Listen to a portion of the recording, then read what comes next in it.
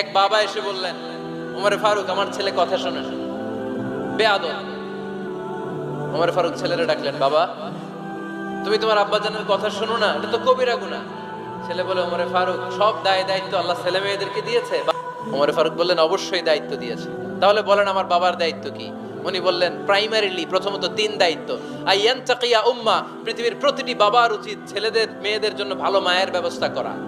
2 নম্বরে আইয়ুহসিনা ইসমা, সুন্দর তার একটা নাম রেখে দেয়া। 3 নাম্বার ইউআল্লিমাহুল কিতাব, তার আল্লাহর কিতাব শিক্ষা দেওয়া। এবার ছেলেকে আমার আব্বা 3টার একটাও করে নাই।